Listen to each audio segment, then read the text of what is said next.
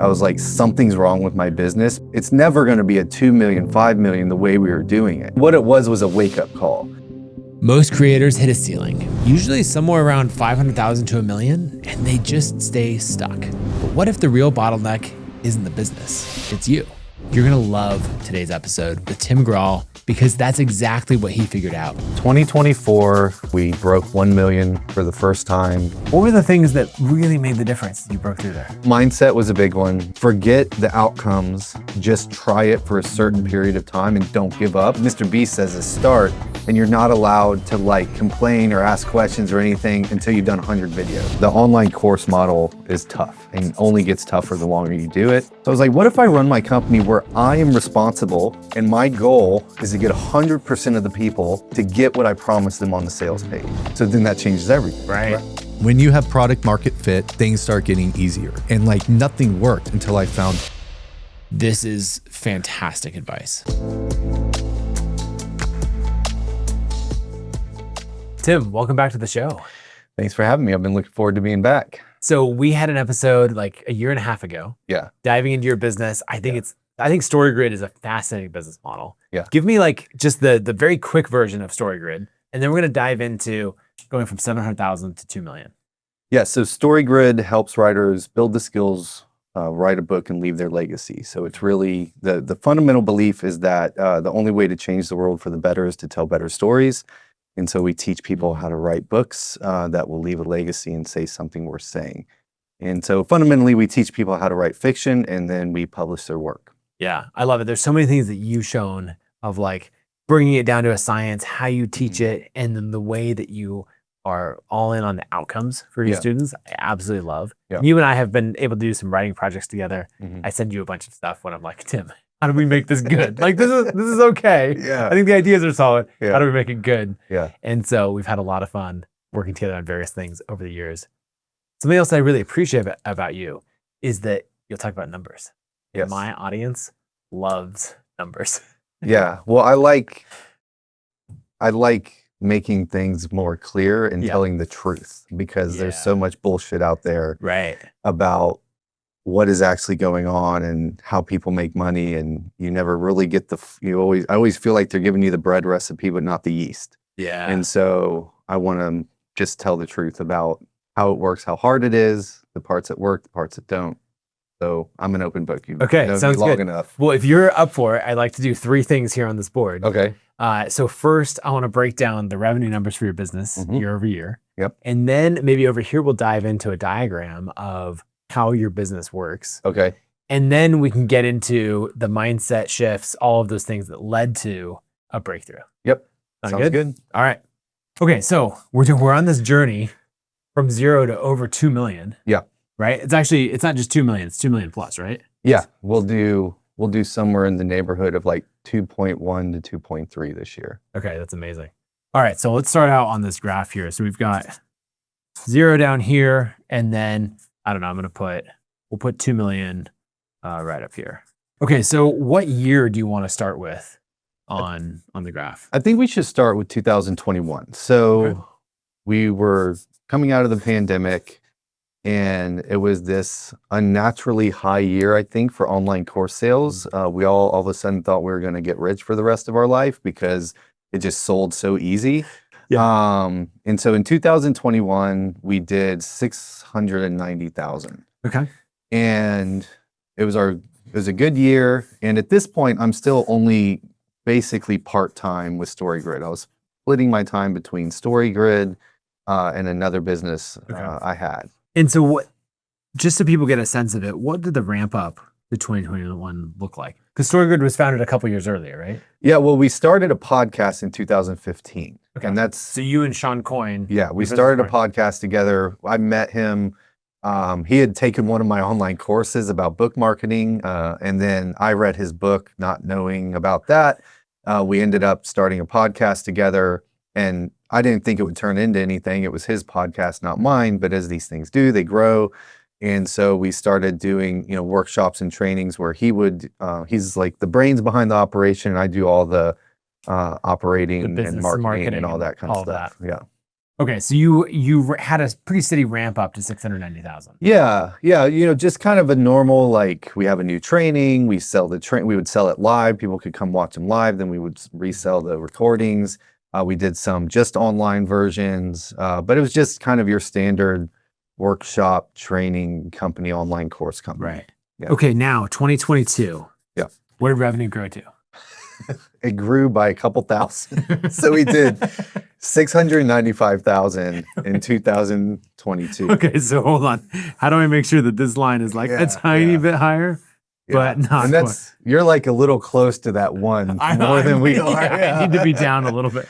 And really, these numbers are not telling the full story because we had to bring in some people because we started doing some different things. We had like a membership now. We had to pay people to do that. So Sean and I actually made less in 2022 than we did in 2021. Hold on, this 1 million line is going to go up here. Okay. See how I added that, that distance there? Yeah. Just thinking through that. Okay, so in this case, that's an important detail. Yeah. That profit is actually down. Yeah. Right? Yes. Is that accurate? Yeah. And then towards the end of 2022, I did this really big promotion for this thing that I thought was going to blow the doors off. Like the way we've always done things, we always have a really strong end of the year. So November, December tend to be our best months of the year. It's a combination of how we've run the business, and I think first of the year, people get excited about new things like learning how to write. So I did this big promotion I thought was going to blow the doors off, and it was like meh at best. And so I think many people have been, I've been there. Yeah. And what it was a wake-up call. It was one of those, like, deep in my gut, I was like, something's wrong with my business because we're hitting a ceiling. Like, I could feel the ceiling. So maybe I could push harder and harder and harder to maybe get to 1 million off of the current business model. But it's like, it's never going to be a 2 million, 5 million the way we were doing it. And so that's when I really started to get scared, honestly, because I was just like, I don't know what this thing is and what it's not growing. It's just kind of stagnating. So I did what people do when they get stuck, which is they hire a marketing consultant, and she's actually in the room, Kara. I hired Kara, and she started asking me all of these questions about who my customer was, and I could not answer them the way that was satisfactory to her. And so she said, you need to start talking to your customers. And so over the next 18 months, I had over 600 one-on-one calls. Whoa. People, customers, non-customers, new subscribers, old subscribers, people that had been listening to the podcast since the beginning, people that subscribed the week before we talked. And so this is in 2023? Yeah. At the beginning of 2023, I started doing this because I was like, something's wrong. I don't know what. And I've got to figure this out. So I started talking to customers. So 600 plus calls. Yeah, over the 18 months. I didn't say you need to do that many. Yeah, she did not say I needed to do that many. One of my personality traits is I'm like a freight train. So like if you point me in a direction and just hit the gas, I just won't stop. Yeah. Now there's downsides to that too. Like it's hard to get me off of the rails, but if you point me in a direction and tell me to go, I'll just keep going. And so she never told me to stop. So I just kept doing the calls. And so, and this is really the beginning of the breakthrough because now at this point, once I'd done a couple hundred of these, I knew my customer. Like I went back and looked at all my notes. And I was just like, oh my gosh, this is completely different than all of the assumptions I was making.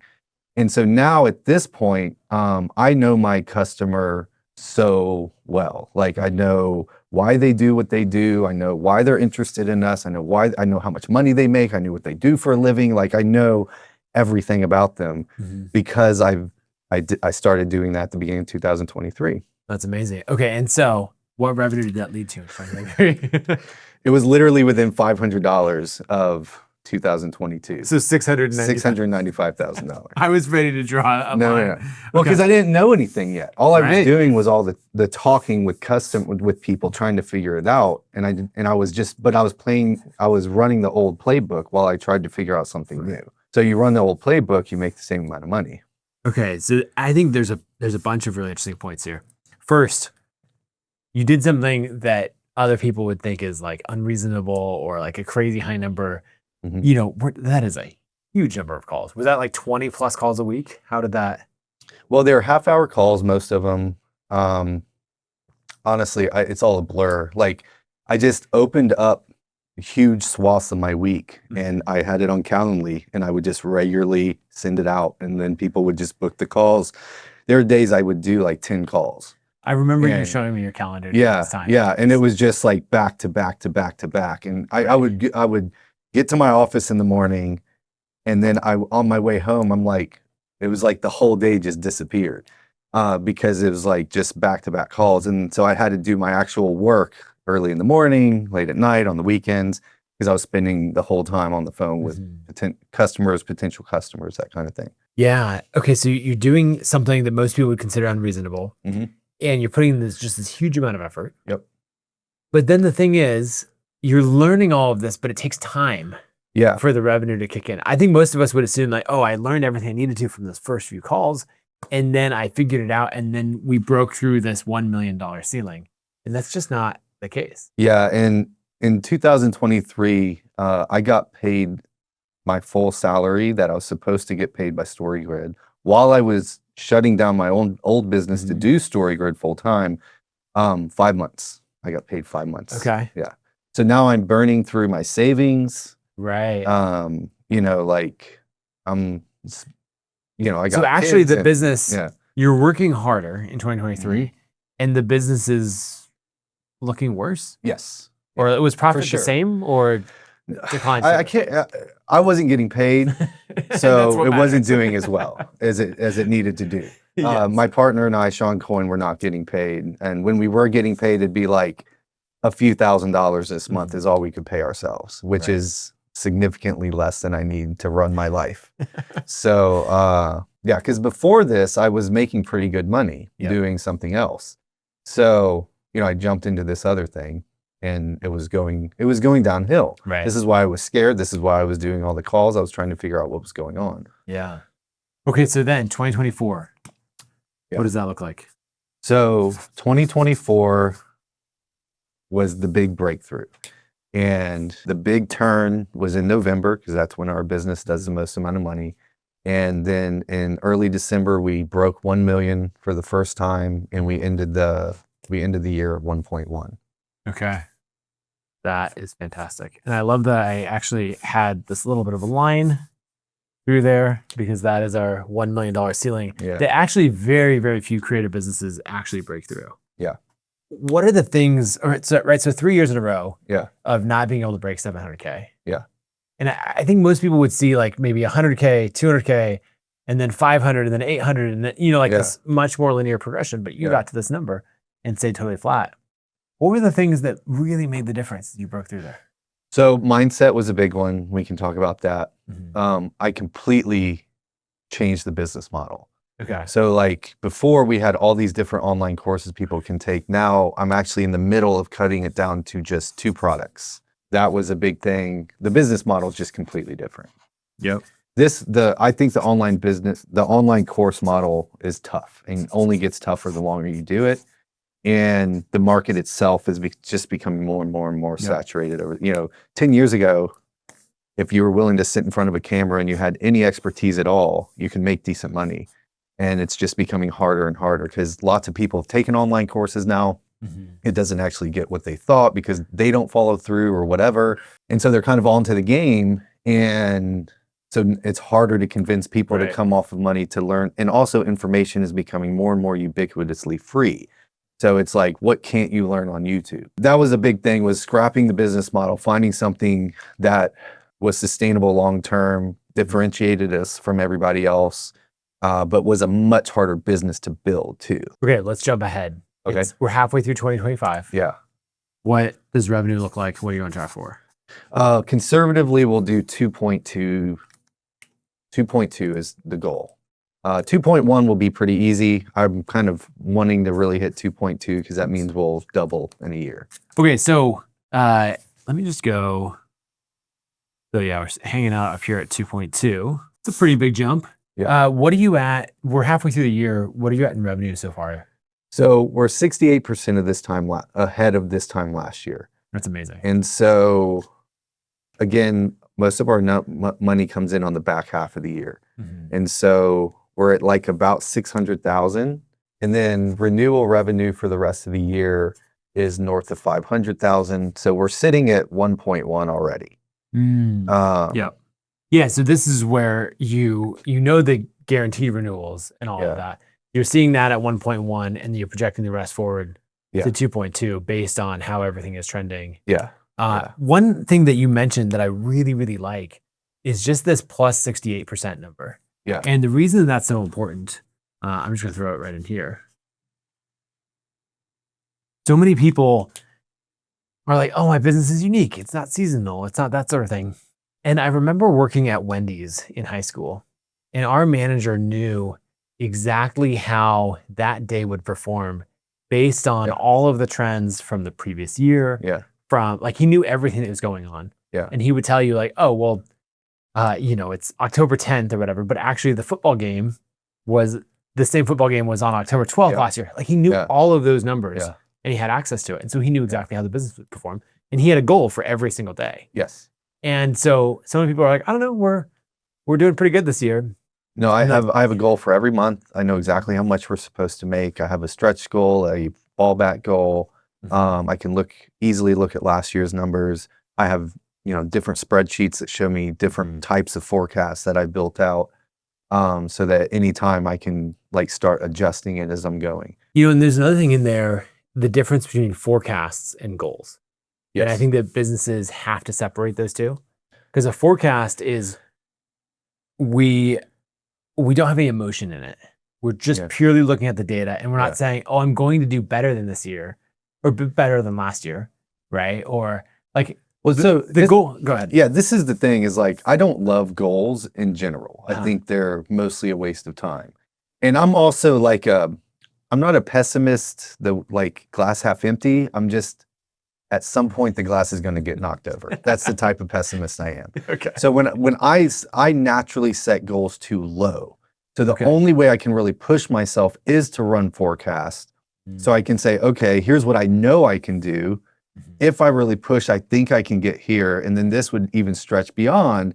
And now I look at once I run all those numbers and I look at what pops out the other end, I'm like, holy shit, we're going to easily do 2.1 this year. Right. So it's like, that's the kind of thing that it forces me as somebody who doesn't like to set lofty goal. Like I'm not one of those. It's like, we're going to blow. I'm like, everything's going to fall apart next week, And so I have to forecast to keep me grounded in reality because I'll go too low. That's just my natural bit. Yeah. That's fascinating. Okay. So there's so many more things I want to know about this, but I want to explain the business model in detail. Okay. First, before we do that, we talked about in 2022, profit decreasing. Profit is a number that does not get talked about nearly enough. There's plenty of course creators out there who will hit huge top line numbers and do no profit because they're affiliates, like they're paying me anxiety, all of this stuff. So you talked about profit decreasing in 2022. What was profit for 2024 and what are you trending for 2025? So 2024 was not overly profitable. Okay, because you're investing in that growth. And so I told you how often I got paid in 2023. I got paid about that same amount in 2024. It wasn't 5-6 times. I think I got paid my full amount 4 times up to October. And then because November and December hit and we finally turned the corner I'd been pushing for, then all of a sudden I've gotten paid ever since then. It's one of those things, like these yearly numbers mask a lot of things. If we were to trend it month by month, you'd really see that acceleration. At the end of 2024, which is crazy because that's well over a year after starting all these calls, right? Well, I did them for 18 months. So I did them through half of 2024 and then finally backed off on them. Okay. All right. So what was profit for whichever year you want to say, like 2025? Well, 2025, we're currently at 24.99 is where I am projecting. So right now it's a lower profit margin because it's the first half of the year. We're still turning the corner the way I really want it to. But all our fixed costs are fixed, right? So everything now, as we make more money, it doesn't cost us more money to make that money. And so the profit, this is a lot of times people don't understand how it works too. is that the last like 20, 30% of your revenue is where all the profit comes from. And so because you have all of these fixed costs built into it. And the other thing, honestly, just to be straightforward, the other thing is, and this is the thing my business coach constantly reminds me, I'm a 44-year-old man with 2 kids, one of them in college, one of them in a private school. My wife does not work. I have to pay for everything. My partner, Sean Coyne, is very similar. And so we pay ourselves a significant salary. Like when I say I'm not getting paid, like it's not like I'm literally not making any money, but I'm not making anywhere near what my life costs, right? And so the other thing is like I'm extracting just in our salary a large percentage of the revenue that's coming into the business because that's just what I need to live. In a perfect world, I'd be 23 living with 6 roommates and not getting paid anything and being able to just dump all the money back into the company. So it's been a real hard balancing act to like keep the growth going, investing in the company, but still actually paying ourselves because I was running out of money. I needed to pay myself. So the other thing is this 24.99% profit forecast is after you and Sean pay yourself, right? Yes. Yeah. So that's like, you're like not getting paid what you should be, getting paid and having. So that, I mean, so this represents, you know, basically 500 grand of draws. I've taken 0 draws so far, right? So again, this is back half that all of that money is going to start coming in the way that it's forecasted to come in. That makes sense. I love this map of your business. So thank you for sharing that. Almost no one shares the revenue numbers so clearly. You talked about mindset and business model as 2 big breakthroughs. Yeah. Was there anything else that's really important to cover here? Yeah, I think we need to talk about building a team. Okay. Because this is something I think a lot of creators avoid like the plague. So many I talk to, they're just like, the question is always, how do I do this without a team? And my question has become, why wouldn't you build a team? Okay. It gives you more money and more freedom and allows you to like take time off, do the things only you're good at, hand things off to other people that are way better at it than you. So it starts allowing you to scale the company in a way that you just cannot do by yourself. Yeah. And so I had this exact conversation recently with Allie, who we both know, and we were kind of talking about team. She has a team, but she's trying not to grow them. And my question was, why wouldn't you? If it's going to make you more money, give you more freedom, allow you to help more people, I'm failing to see the downside. Right. Okay, there are clear downsides that you and I have both encountered at times. Yes. But you have a very specific way of building the team. Yes. Which, before we dive into that, I think people need to understand the business model. Okay. And we can come back to the team because there's like probably two very key changes in how you build a team. Yes. To take you from it unlocking tons more revenue and freedom in the upside way versus what most people encounter with a team, where it ends up like driving up their fixed costs, getting what should be a wonderfully profitable business into one that's burning money. Yeah. So we'll come back to team. Let's talk business model right now. Okay. Put on your professor hat. Tell us, how does this business work? How do you make money? Okay. So this is a little mindset thing too, but one of the things that really got me frustrated with selling online courses is we were selling all these, as StoryGrid, we're selling all these courses about how to write better. And they were kind of, again, your typical talking head, somebody teaching something, really good stuff. I still think we have the best training on writing that exists.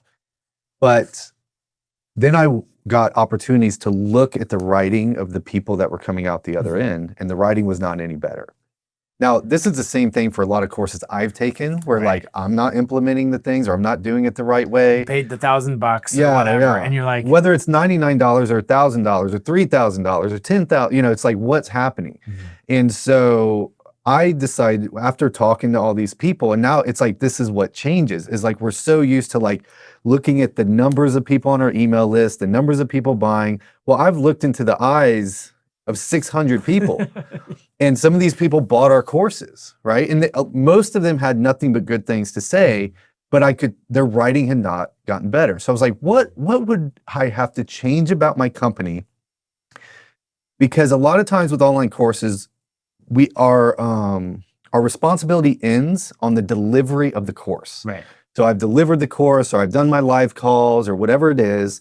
And now I'm absolved because I gave you what I said I would give you, and it's up to you whether or not you put it in. And of course, we all know it's like, what, 10 to 15% of people even finish going through the courses. How many of those actually implement and get what's promised on the sales page?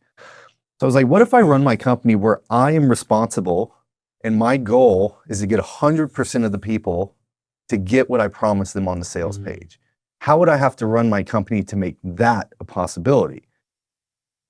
So then that changes everything, right? I got to get involved in their life to make sure they actually do the thing that they said they want to do. So we have switched almost completely to a coaching model. Okay. And so people sign up, they get matched up with a one-on-one, we call them mentors, and they walk them through the curriculum.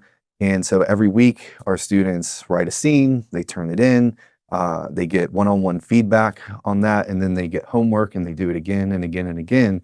And the amount of growth I have seen, I now believe wholeheartedly I can take anybody and make them a significantly better writer within a couple months. You were telling me that as you unlocked this, Yeah. you felt like, yes, I can absolutely do that. And then you were telling me a story of like, seeing this come in, you're like, that person I can help. Yep. And sure enough, that person I can Joe. help. And then I know there's you're talking about Joe. one person who you're like, all right, I can't help you. Yeah, yeah. Your writing is so bad. Tell me about that. So the first time, okay, so we had been doing a version of our training where it was the old style of training, but you would get a mentor. So the mentor was kind of walking you through it, but you still weren't writing every week. It was still just like filling out worksheets and that kind of thing. So it was working. We were seeing progress, but it was kind of slow and methodical. And I was like, what can I do in 6 weeks? If I just give me some writers. And so I talked to my partner. I was like, all right, I'm going to do a 6-week workshop and I'm just going to have people send me their scenes and then I'll just tell them what they did wrong and see what happens. Yeah. So, and I ran the whole thing myself the first time, like did the live calls, did all the feedback, did everything. So this guy named Joe, and he gave me permission to tell the story, right? So he sent this scene and I read it and it was the worst thing I've ever read. I don't even know what he was trying to write about. I was like, and my first thought was, I can't help this guy. Like, this is so beyond. I met my match. Yeah. Like, and I was like, I'm just going to give him his money back and tell him to go on his way. And I was like, well, I do have 6 weeks. I can give him his money back at the end of 6 weeks just as easily as I can now. So I went through the story grid methodology and what Sean, my partner, he's a genius, and he came up with all the methodology and stuff. So I kind of ran him through and was like, all right, try it again. So he wrote something the next week. It was a little bit better. I'm like, okay, gave him some feedback. By the end of the workshop, he was top 3 in the class. Like, I literally read the scene and then was like, Joe, I'm like, this is the same guy. And I went back and like just to make sure I was right. And it's like he became a significantly better writer in 6 weeks. So that's, we are all in on feedback. I think basically what we're doing is taking deliberate practice, which is a very like well-known, established scientific way of learning a complex skill. And we're just the first ones that have actually applied it to writing. so I love that because you're taking extreme ownership Yes. of the outcomes. Yeah. Which I would say 1% of creators do that. Yeah. Maybe less. Yeah. I think, and I know for me, it was because I was afraid. Mhm. It was because it felt like, what if I can't actually do this? But then starts begging the question of why am I promising that I can on the sales page anyway? And the other thing is we do a money back guarantee. And if you go through the program and you turn in your scene every week and you're not a significantly better writer and you get to decide if you're significantly better, we'll give you your money back. But if you go through the course and you don't turn in your homework, we don't give you your money back. Yeah. You have to. You have to do the process because you took We have the a spot from handshake somebody agreement. else. Yeah. You do your part. I'll do my part. Yep. And if this doesn't result in Yep. what I said it will, And after hundreds of students, we've done two who've asked said for I their did money the back. work. And, Yeah. all right. Yeah. It's not 100%, but it's a lot closer than it used to be. Pretty dang Yeah. close to Yeah. 100%. Yeah. Yeah. This is where you're so detailed in numbers. You're like 24.99%. Yeah. And On the sales page, it says 99% of people. and now you could probably add a like 0.8 to the Yeah. end I'd of have that. to go back and do the math. Now I'm probably going to do that. Okay. So the first thing is, this change that I see you making is own the outcome. Yeah. The second one, what would you say, like one-on-one feedback? Yeah, I think it's a coaching. It's a kind of a standard coaching model, Yep. right? So it's like You get paired up with a coach. They're going to take you through our proprietary process and take you through this process that we know will move you from point A to point B, which is where you are now and where you want to be. Okay. Overall, that side of it, there's some like details that are specific to us because it's writing, which would be different than like business coaching or teaching and marketing or like video editing or something. But it's a basic one-on-one coaching model. Yeah. So our linchpin is the coaches. That's where we put most of our time, is making sure the coaches have everything they need to succeed. So let's talk about the coaches for a second, because coaches mean overhead, right? You've got a team there. Sure. So if we talk about the coach, what does a coach cost you? Well, fixed cost, $0. Okay. Right? Because That's an important detail. That's an important detail. So they get paid per student that they're working with. And so if we don't have a student, we don't pay them. So they're all contractors. Almost all of them have their own business on the side.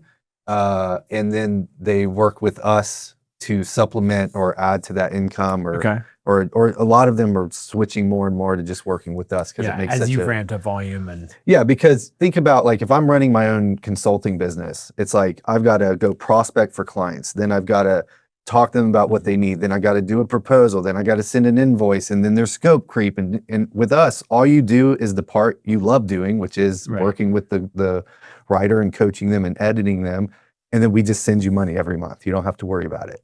And so, and we pay really well. So so what do you pay on a per student basis? Or we pay per student $300 to $350 per student. So we actually pay more if they take on more students because it lowers our cost overhead. Really, it kind of does because we have to have people that manage them, but it just less people to manage makes everybody's life a little bit easier. So as they take on more students, they get paid more per student. Okay. We're saying about $300, $350 per student. Yeah. Okay, I like that because you're clearly incentivizing the outcome that you want. Yes. And which is basically for your best coaches to then spend more and more time with you. Yeah. Yeah. And that's per month? Yeah, that's per month. And the other thing is that what I didn't even realize this till recently. I was talking to some of our just asking them like, why do you work with us? Why don't you work with other people? Why don't you go get your own clients? And even one of our editors, he makes well into six figures as an editor and ghostwriter, but he's like, yeah, but with you, I know I'm getting paid every month. Yeah. He's like, so I go from $0 guaranteed every month to X dollars guaranteed every month. And now I just have to fill the gap above it. Right. And he's like, that's a completely different shift for me, is like, now I go into every month knowing you're at least going to pay me this. Right. So he's looking at his fixed expenses, maybe his mortgage, maybe a few of these other things. And he's like, look, that's covered. And then I'm totally okay with the lumpiness of freelancing by the project or by the hour for other things. Yeah. So like we pay comparable to, so if you look at like what editors get paid at traditional publishing houses, we pay more per hour than they do. Now we're not paying them full time. And then like compare anybody else kind of in our space that pays editors to do stuff, we pay a lot more than them. So I'm trying to pay at the top end because I want to recruit the best editors and then keep them for a long time. Now they make less per hour than working one-on-one with their own clients, but not if you add in invoicing and prospecting and posting on social media and all that kind of stuff. And so, because I've had those conversations where like, you're only paying this much and it works. My goal is $50 an hour. Some of them make less, some of them make more, depending on how long it takes them. But then I'm like, yeah, but you don't have to do all this shit that you not only don't get paid to do, you hate doing. And they're like, oh, right. Okay, yeah, I'm going to work for you. I love that. Okay, so we're at this $350 per student per month. Why did you write up here? What does the program actually cost? So, the current model that we're probably going to stick with for a long time is it's $3,900 for 3 months. So we require people to sign up for 3 months up front and commit. Yeah. Because we do want them to stick with the program long enough that they can see significant growth. Yeah. And then it goes to $1,100 a month ongoing. For as long as they want to invest stay. in their writing. Mm-hmm. Yeah. Okay. So we pay $350 off the top to the student. Then we have, infrastructure behind to manage all that. Okay. That makes sense. Now, other things here. I think it'd make a lot of sense to dive into lead gen and Okay. that process. Yeah. What does it look like to actually bring in new students, and what's working there? So the two things that have made the biggest difference. So the first is SparkLoop, which is owned by Kit. Okay. It is the only thing I found that is set it and forget it advertising.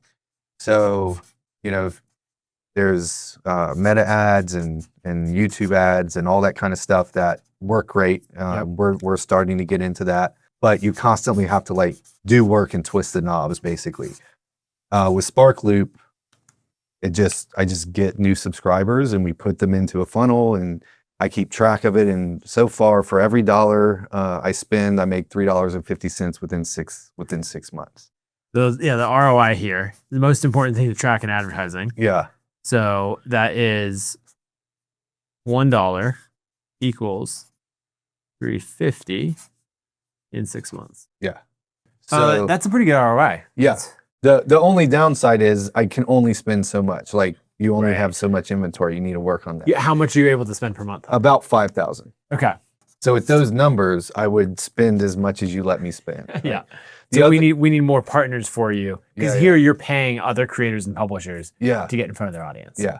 And SparkLoop and then YouTube has been huge for Yep. us. I started taking YouTube seriously about 20 months ago. We had 3,000 subscribers. We had just picked up over several years of like randomly putting shitty videos on there. We're now at like 34,000 subscribers, but we get, Okay.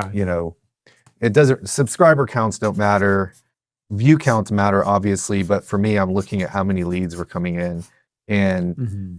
basically everybody that buys from us now has watched our YouTube videos. They may have not found us on YouTube, but not a single one has not seen my YouTube videos. And that's often what gets them to finally like reach out to us because of the YouTube channel.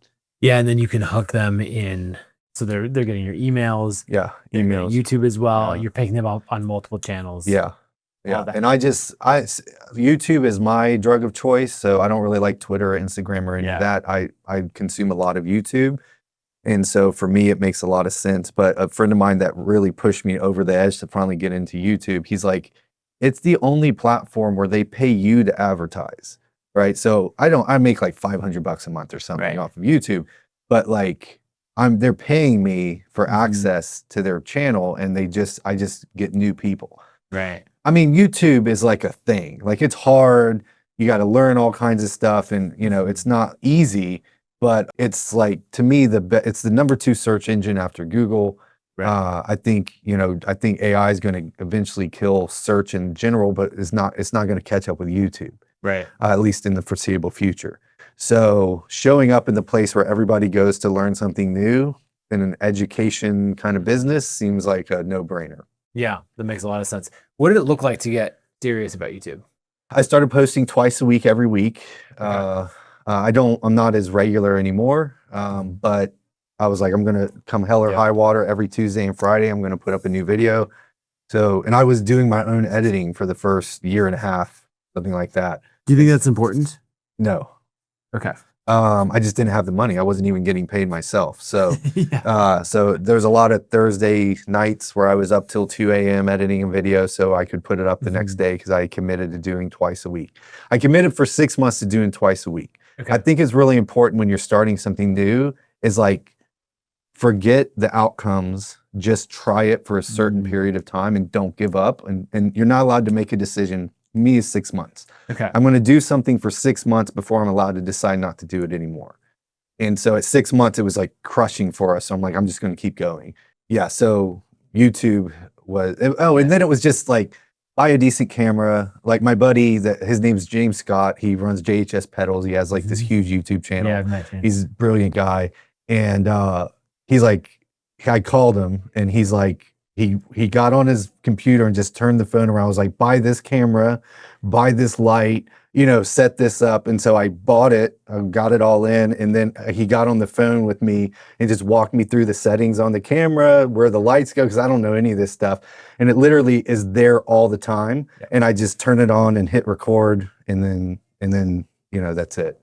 So, What about from a script writing or packaging perspective? I mean, I don't know if I'm the best person. You've had brilliant YouTube people on the Yeah, show. all John YouTube. Yeah. Like I'm not very good at it. Yeah. And so I think it's your typical watch a lot of videos, try to figure out the right way. If you get it 70 to 80% right, that's good enough in the beginning. You know, you got to have a hook at the beginning. You know, it's like kind of deliver on the promise. just literally all of those things you hear. You just actually did it. I just actually did it. Yeah. Wrote scripts. And you know, lots of like, you know, saying something, it up, and then doing it again and doing it again and then cutting it all out. I mean, you know, it's just not, I didn't do it any other way than what everybody does. So which is just get started, pick a topic, do it on, he gave me really tight parameters, Josh did. He's like 8 to 15 minutes, pick one topic and just teach that topic. Don't go over 15 minutes, don't go under 8 minutes. And I was like, okay. And then I became my freight train. I'm just like, I'm just going to do that until somebody tells me to stop. You know, what's funny, what I hear you saying on YouTube is just do the work. Like there's no secret. I was talking to this guy who had lost a whole bunch of weight and I was asking him like, what did you do? And he's like, you're going to blow your mind. But I counted calories and I ate less calories than I should. And you're like, oh yeah. And it's exactly this, like, you know, all the advice, just get to do it. Yeah. I mean, I've watched, I don't know, 100 different videos on how to, and I would implement some of the things and then you just have to just keep doing it. You know? Well, is it Ali Abdal says like, just start, or no, this is Mr. Beast says is start, and you're not allowed to like complain or ask questions or anything until you've done 100 videos. Yeah. I just like that kind of mindset. It's just like, and he's like, make one thing better in each video. And so it's the same thing everybody says, which is like, start before you're ready, you know, just. You said mindset. And so I want to dive into that. Before we talk about mindset and team, was there anyone in this journey who like was really there for you or coached you through it? Yeah, so I felt like I was getting a lot of good inputs from a lot of people, but I have a business coach that I work with. His name's Michael Walsh. He just launched this book called Freedom by Design. Oh, nice. Because his whole thing is, as you grow a business, you should become more free. And so when we turned this corner at the end of 2024, I didn't even mention this, my workload went down, not up, right? So his whole thing was like, yeah, you can just keep grinding and hit a million, and then you'll burn out and the company will either go out of business or fall back down to 700,000. He's like, so you've got to turn the corner in a way where your life gets easier as the business makes more money. So actually his goal for me in next year, right? So this is my 2.2 million year. Next year, his goal is that I take the last week of every month off. He's like, that's what you need to be doing. Oh, interesting. And when he says off, it's like, you're gone. I'm gone. Yeah. No one can ask you questions. And this year I've already taken more vacation than I took last year. That's such an important thing because usually this story tells something totally different. Yes. All right. This has been amazing. Let's sit down and dive into mindset. All right. Mindset's probably the thing that you talked about the most. And I've known this about you, like the freight train, you get totally dialed in on something. Yeah. Let's dive into that more. What did it look like to shift that mindset? Because you've had that characteristic for a long time. Yeah, my whole life. Yeah. It's one of those things. Blessing and a curse right there. Yeah, yeah. But so you had that in 2021, 2022, 2023, 700K, 700K, 700K. What changed in the mindset? Well, so, I mean, it's always, where do you start the story? So you could easily start this story 19 years ago when like I quit my job, was going to work for myself, blaze of glory, the way you're supposed to do it. And 6 months later, I was like asking my parents for money because I couldn't afford groceries for my 6-month-old. I quit my job 2 months after my first son was born. And my wife wasn't I've done working. something very similar, right around the same time as when I quit my job. Yeah. It's a hard time to do it. Yeah. So over 19 years, or 2 years ago, over 17 years, I had multiple times grown something to kind of this ceiling that I couldn't break through. And what I would do instead of break through was go do something else that looked like it could make more money. And often, honestly, it did.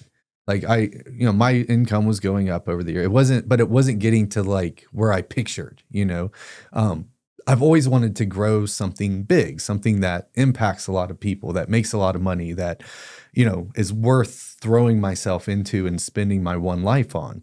So I can look at 4 or 5 of these points over 17 years that I was like hitting the ceiling. And we talked a little bit about this on the first the podcast episode.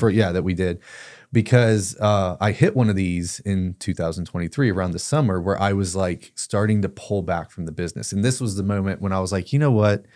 I mean, I was going to try to make a joke, but I shouldn't be funny about this because this is real. So it was 2023. I'm 42 years old, right?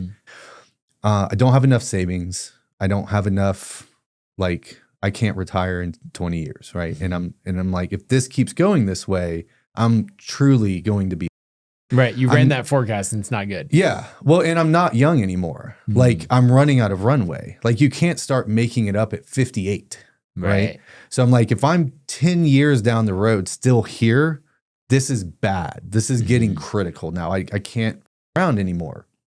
And these were the moments I started thinking, like, you know what? Maybe I'm just not cut out for this. Like, and I was like, you know what? Nathan will give me a job. I'll just go. He'll find me something. They'll like give me money every 2 weeks, you know, and I won't, and you know, it'll probably work, you know, less than I'm working now. And I'm still young enough. I still got 20 years. Like, I can, you know, if I hang around Kit for 20 years, you know, I can retire and I'll be okay. And this was like, I was starting to feel this way, and my partner sensed it. And so every other time I didn't have a partner, I was doing it by myself.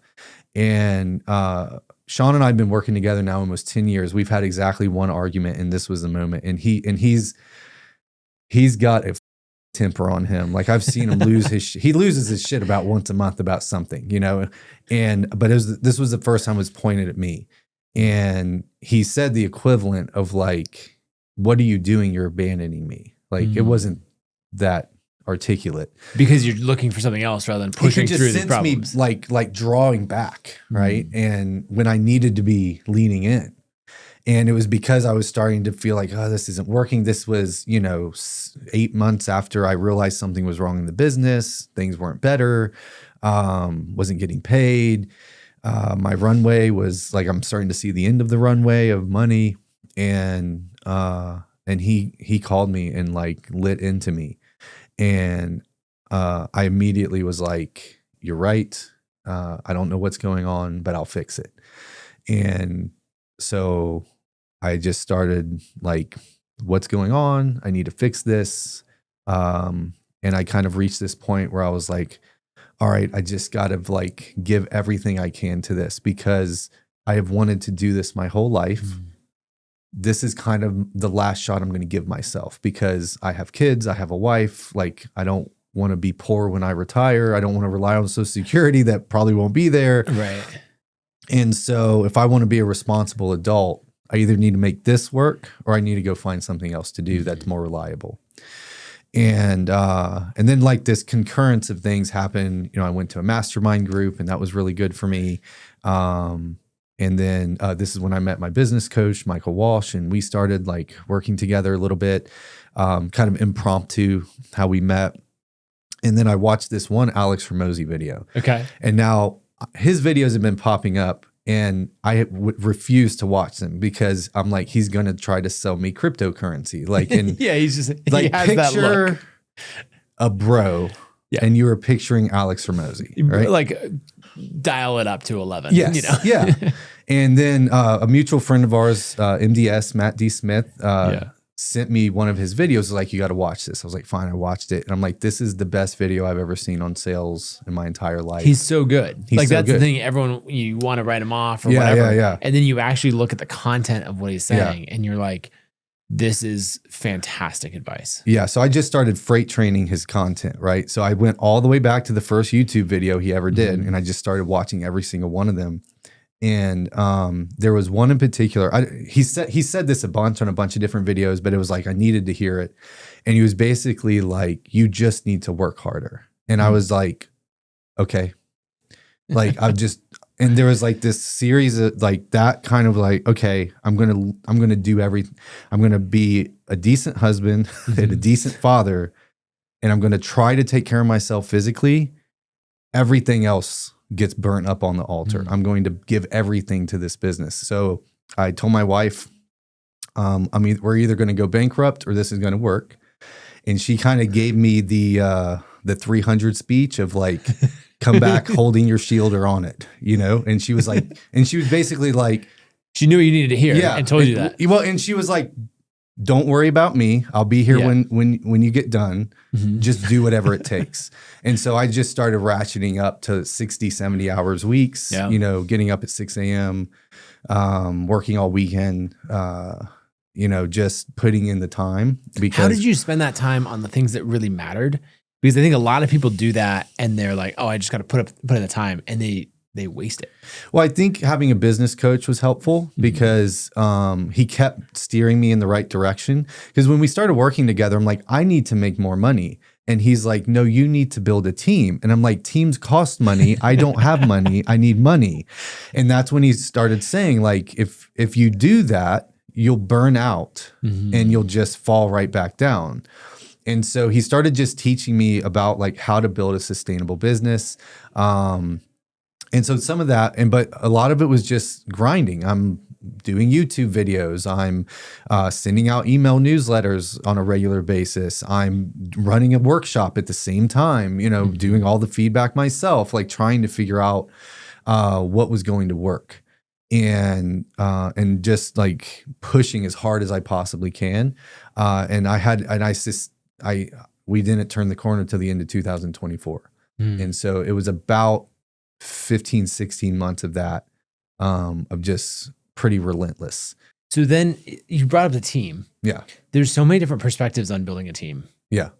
You've got people all the way, like Josh Kaufman is a good friend of both of ours. Yeah. And he's like, no team ever. And he has designed the perfect business for him. Yeah. And he's doing very well at it. Yeah. And then, you know, the other end of the spectrum, I guess it's probably me, right? I have 95 people on my team at Kit. Yeah. And then even as I'm building a personal brand, like I'm building a team around doing that. And so everyone says like, oh, team or no team. But really there's a lot of nuance within that. Like Anne-Laure Lecomte has been on my podcast, and she is very thoughtful about how she works with freelancers. And she's actually gone from, you know, more of a team full-time to like a small focus group of freelancers. Yeah.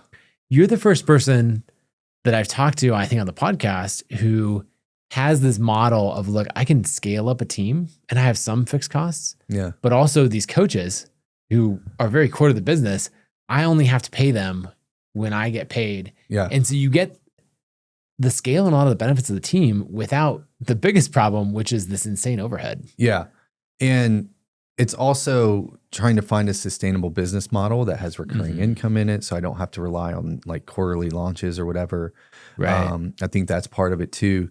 But my thing is like, I can make more money, impact more people, spread the story grid methodology, and have more freedom by having a team. So I don't understand the downside. Why right? I wouldn't do that. Yeah. So, well, okay, but let's dive into that, because the downside can be pretty extreme if you do it wrong. Like this is, I want to be clear, this is a narrow path that we're walking. It is. With some pretty big pitfalls if you get it wrong, right? Yeah. So the downside could be less freedom because you spend a lot of your time on calls and management. Yeah. Hiring and firing is a pain. Yeah. You and I have both had times that we've been talking to each other and been like, oh man, like you would not believe what this person on my team just did, or how do I like delete my entire Google Drive on the way out the door. Yeah. Yeah. That one was rough. Yeah. I mean, thankfully it was back in like 5 minutes, but those 5 minutes were stressful. Yeah. And then also like profit being way down or any of these things. And so what I want to drill in on is like in this narrow ridge that we're walking of like a team being fantastic. Yeah. What are the things that make that really clear? So, you know, I'm not like a huge expert on this. I'm an expert on doing it wrong. So I've had multiple versions of teams over this year. This is the first time that it's the biggest team I've ever had. We have 26 total, no full-time, all contract. And it's so much fun. Like I love it. It's so fun having a group of people dedicated to the same thing I'm dedicated to, that are excited about it. And so there's a lot of things that go into it. One thing for me is one of the traps I fell into that was extremely painful to get out of was like keeping people that weren't doing great. Especially as we started to change our business model and they weren't keeping up, and then trying to pay them what they wanted, not what the job was worth, because I felt bad.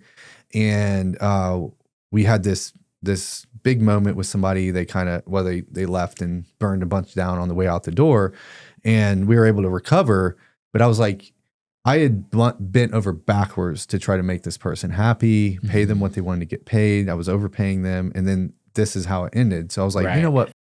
I'm going to do it the way I want to do it. Yeah. And I think there's a part of me that was like constantly, I just started trusting my intuition more, of just like, this is the right way to do it. This is how I want to run my business. This is what we're doing. And I kind of have this mentality of like, we're going somewhere. If you think that's an interesting place to go, get on board. If not, get the off my train, because we're going somewhere. And so, and when I started doing that, all of a sudden people started popping off. They're like, I want to go there too. Right. And I want to help you get there, because I'm going to get what I want at the same time you're getting what you want. And so I've just got this stone cold pack of killers now working for me that I just like, they're so good at what they do. They care so much about the students, right? This is my thing, is it's like, we haven't really got into this, but it's like, I wanted to be a writer my whole life, and like nothing worked until I found Sean in the Story Grid, and then he taught me how to do it. And I just want to teach everybody. Like, there's so many people that want to be a writer. And so this is what I tell my team all the time. I was like, unless it's unethical, immoral, or illegal, I will do anything to help people become a better writer. And when you get that passionate, they're like, that's what we want for people too. And when you're saying, hey, we will own the outcome. Yes. Right. Like, that makes such a big difference, because then you completely stand out. Yeah. And then it's like, if it's not working, we'll just change it. Like, we don't have to stick to anything. We're always looking at the outcome. Are people making the kind of progress that they should be making? And so, but on a more practical side, a lot of people, and I've fallen into this trap too, is like, oh, I'm going to hire an assistant, or I'm going to hire somebody to write my emails for me, or I'm going to hire somebody to take these mundane tasks off my plate. The problem is, though, that just sucks revenue, right? Right. And so what I did instead was started building this team of coaches, where I only pay money once I've gotten money in. So once I got my $1,100 in, then I take $350 and I give it to somebody. But if that $1,100 disappears next month, I don't have to pay them the $350. And so now I don't have this fixed cost. Then I only added fixed costs as we reach certain levels. So as we reach a certain level in one of our things, it's like, I need somebody to manage this, but now I can run the numbers, and there's enough money there that I can pay this person this fixed cost and reliably pay them, pay everybody, and I can still look at the profit that's coming out the other side. And so then I start hiring, I'm still editing my own videos, sending out my own emails. Like, only once our regular profit got to a certain point did I then go add more fixed costs that are still relatively easy to drop if I need to, because it's contractors and I'm only taking a small amount of their time, like my video editor and all these other things. So I don't feel like, hey, if this month I got to let it go, I got to let it go. And so, and then I start people in small roles, see if they kill it or not. If they don't, I don't renew it, right? So this is how I get around firing people, is I hire them for small stints, and I try to give them about 80% of what they need to do the job. Not 100%. Deliberately. Yeah, because I want to see what happens when they don't know what to do. Yeah. Do they sit and wait for me to ask? Then they're gone immediately. Do they ask me before trying to figure it out themselves? That they get a conversation before they're gone. Yep. But what's nice is gone is, hey, thanks so much. That project went great. I don't really have anything. I'll let you know. Yep. And then I don't have to fire. I've had to fire people, and it's not fun. But like, it's just a non-renewal. Yeah. And then once somebody comes in, you know the A players as soon as they show Immediately. up, because it's just like, I got this woman that's helping me with grow our Twitter. And I'm just like, this is an A player. Like, I forget that it's happening. And then I look and all the numbers are going up the right direction. And she just pings me if she needs something from me. And when she does, she's already tried to do it herself. Right. And so I'm just looking for those people to show up. And then would you like to do more? Would you like to do more? But I think not starting with these fixed costs that don't bring in revenue, but building something around variable cost that is attached to revenue. And then once you get the revenue to a reliable level, you can start plugging in some fixed costs that aren't as risky as building this whole team that you've got to pay for. Yeah, you're unlocking it at each level, and that completely makes sense. Yeah. I love this. One thing that I'm curious about is this jump, as we're going from 1.1 to 2.2 million. Yeah. And these things that you've unlocked with the new mindset, how you're focused on the team, and then this business model, where does it go from here? So the long-term goal in the next 8 to 10 years is I want to get to 25 million. That's the goal. By 2027, I want to be past 5 million. My business coach has pushed me to shoot for 5 million next year. I don't think Might be a little fast. Well, we're at 16, I think, mentors now. So to get to 5 million, I'm going to need like 30 plus. Now I have like management structures and training. I'm a little worried about growing that fast. But really, the business is simplified, right? We used to have all of these products. We're down to 2 products. Yeah. We have a membership product that is we do training, and that's a small part of the business. And then this thing that we lined out, we keep cutting products to get to the simple things that work the best, that have the most profitability, longer lifetime value of each customer. So now it's just more of that. And now it's, making sure our lead gen is matching how fast we want to grow. And now I got to build a sales team for that. And I've got to then also make sure that we have training for new mentors and then training for our current mentors so they can keep leveling up, so they can take writers all the way through writing a book. And what's nice is, since we're just running one product, I can hyper focus and just keep making it better and better and better and better. And so even if somebody tries to compete with us, which we have zero competition right now because what we do is so hard, they're never going to catch up because we're now so far ahead and we're moving so fast because I have money now to spend on making it better and better and better. And so my goal, this is what I've been saying now for a year. People are like, "Oh, you should do that. You should do that." I'm like, no new products, no new nothing. And in fact, all I've done is cutting, because now every time I cut something, I can take the people that are running that, who are like crazy smart, and I can put them back on the main thing, right? So now I'm getting my smartest people constantly focused on how do we make this thing better. Something that I've talked about a lot over the years is, if you really want to scale a creator business, you have to build a skyscraper, not a strip mall. Oh God. And so many people say, okay, I make 500 grand off of this product, or 300 grand. If I want to make more, I need to add the second product and then the third product. And they go from here. And it's the same thing as having you got your Radio Shack and your Subway and all these things. You built out this whole strip mall. And that's a very complicated way to build a business over $1 million. And it almost never builds a business over 5 million. Yeah. Well, Hermosi says, he's like, until you break 1 million, you should have one avatar, one product, one channel. Like, you should, any channel, any avatar, any product, if you can't hit 1 million with that, you have a problem. The other thing that was interesting, because the unsung hero behind Alex is Layla. She's the smart one, right? I mean, Alex is brilliant, but he's like marketing sales guy. She's the one that knows how to run a company. I wish we could see more from her, because if you go back and watch her old videos, they are like so brilliant. Anyway, there was this point where I told Sean, I was like, things are getting easier. I can feel it. Like where when I was churning harder and harder and harder to stay at 700,000. Now things are getting easier, and we're going to double this year. Right. And I, like, the week after I said that, I was watching a Layla Hermosi video, and she started talking about how when you have product market fit, things start getting easier, not harder. In fact, you can make a lot of mistakes and you still do okay because you have product market fit. And I'm like, that's what we finally found. That's what it took me 600 phone calls to figure out, and trying lots of different versions of our product, is product market fit. And now that we have that, now it's just make it better, better, better, better, better, make sure more and more people find out about it. And, we'll be actually trying to manage the growth. We're going to be one of those, 10-year overnight successes. Right. I love it. I think just ending on that note of the simplicity. Yeah. as you get scale, it's really because you narrowed down the focus. Things got simpler over time.